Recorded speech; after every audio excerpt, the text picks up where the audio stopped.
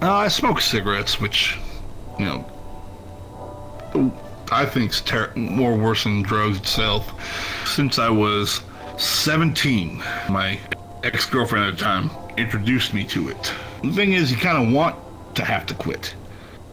You have 100 people tell you, like, you need to quit, but I don't want to right now. We did dip. We had like a couple guys with cans of Copenhagen, but if the mission goes longer than expected, you start running out of Copenhagen.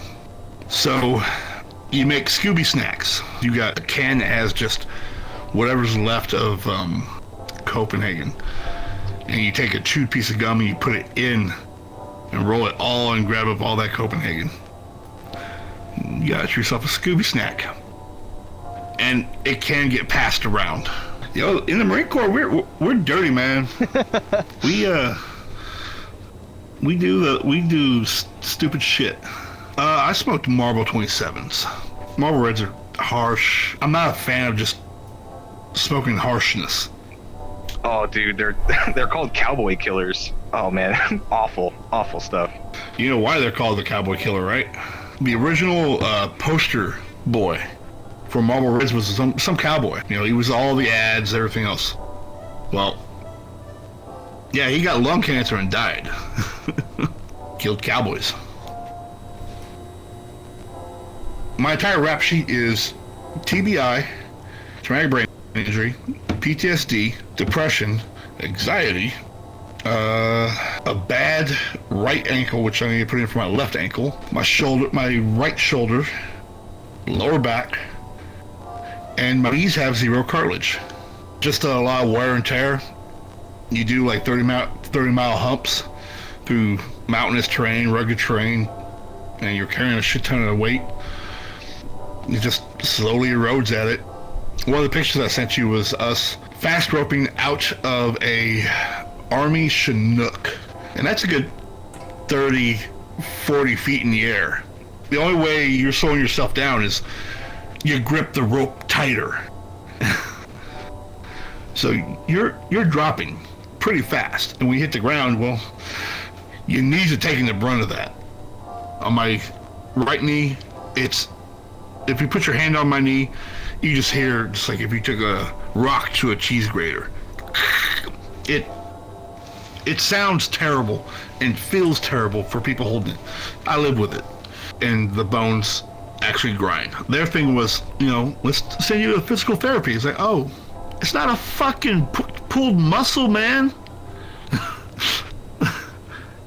Physical therapy ain't gonna do shit. It's bone on bone. Put something in there.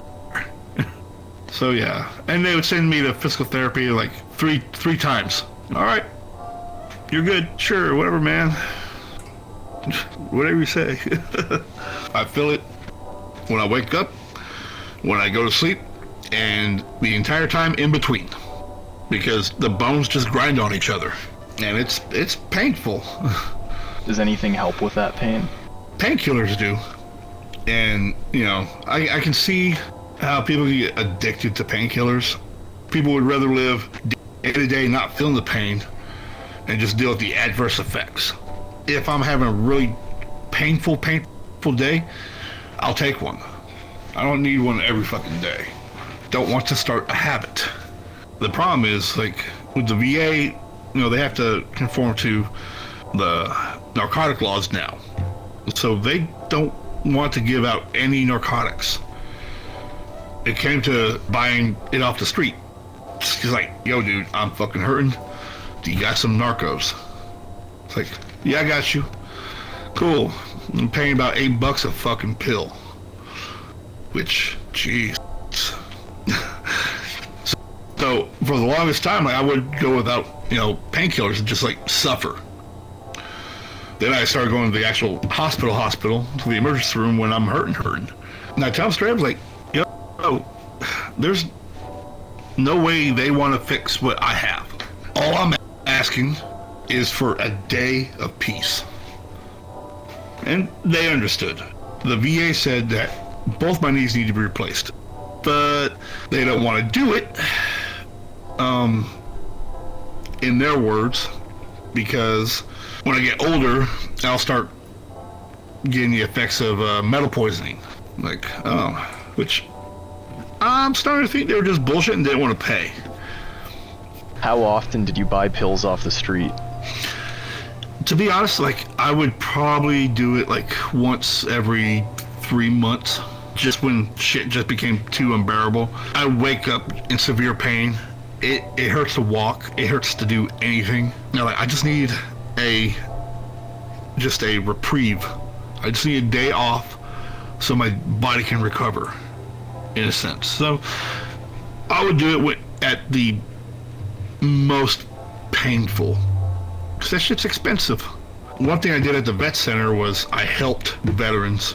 I would get them in contact with, you know, these veteran reps, and it's his job to help you kind of, you know, wade through the water of the VA. The next, you know, problem is getting your disability, which, you know, you're fucking owed. That is by far the most strenuous, and it's torture.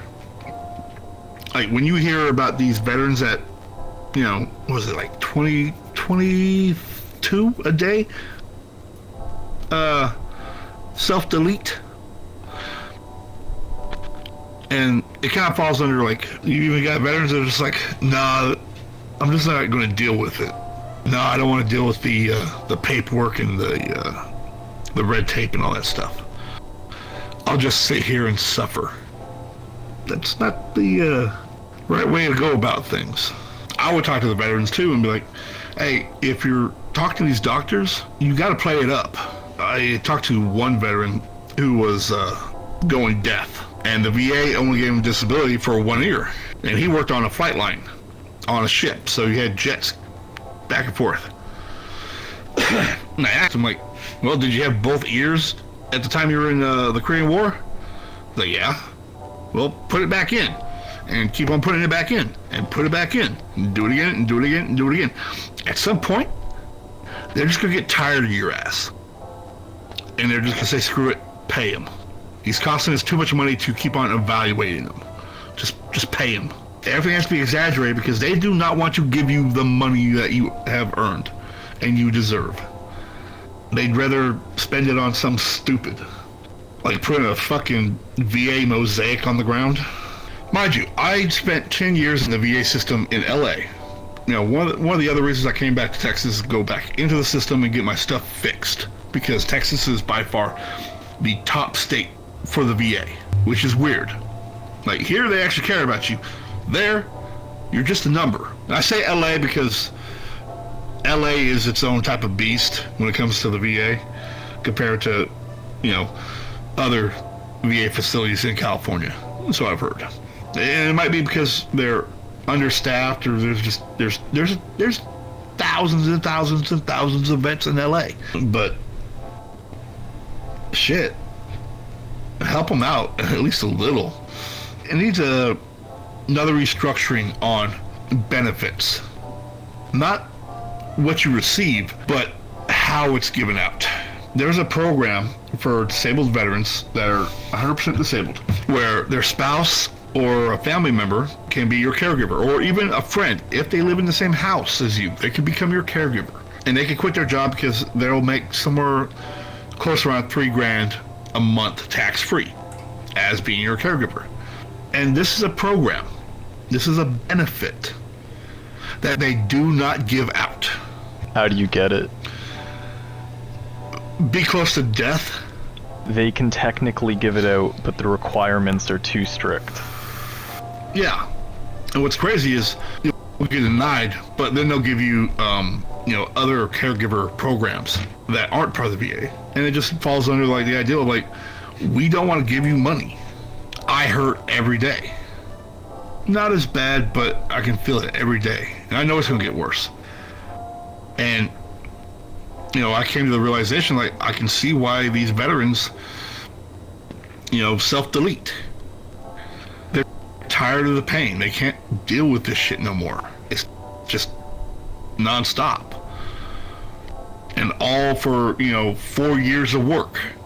And you gotta live with it for, like, you know, 40 years of your life. and then you go to the VA and nobody listens to you.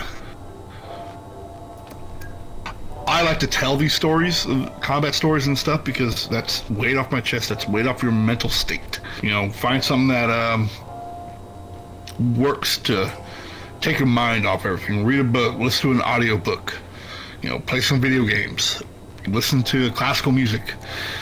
You know, these are things I do to just like get my mind away from everything else. Go make a movie. Go become a film director. That'll do it. Put all your stories in films. Bada bing, bada boom. Your PTSD is cured because it's right there on the screen. Let other people watch it and be afraid.